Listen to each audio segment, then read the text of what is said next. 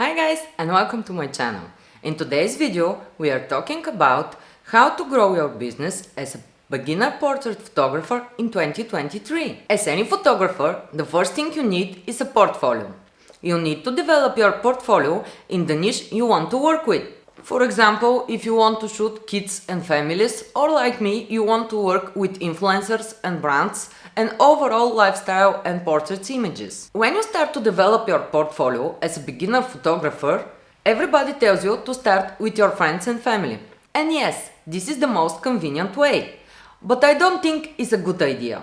Let me tell you why. Your friends and family is already in your network. So, as a beginner photographer, you need to do whatever you have to do to expand your network. Even if you just started building your portfolio, it's better to reach to new people. That way, you build your portfolio and expand your network at the same time. The second thing you need to do are free shoots. Test shoots, TFP, they are all the same, because you don't get paid. But they are very important. And if you do them correctly, they can be very beneficial to you. So, what does it mean to do them correctly? I have a video explaining just that. You can watch it here or I will link it below. Even if you shoot for free, you must have some conditions.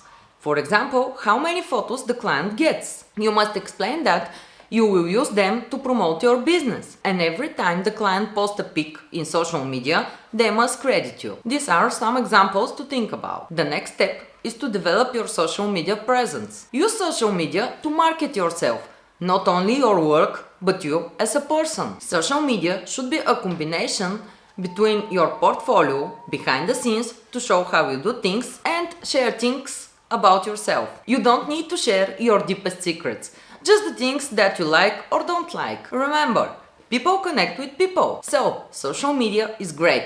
But to be taken seriously, you need a website. Your website is your business card and your portfolio. Here, your work is the most important thing. In your website, you can have different sections of each type of photography that you do. And in each section, you need to show only your best work. So, be ruthless when you're choosing and pick the best 10 to 15 images. Remember to keep your website up to date. Review your portfolio every quarter and update it with your newest work. But only the best one. Let's recap. You need to build a portfolio of work to show what you can do. Then you need social media and a website to show to the world that you exist.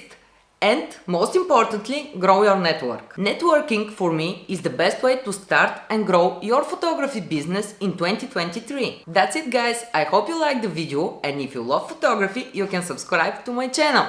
Bye!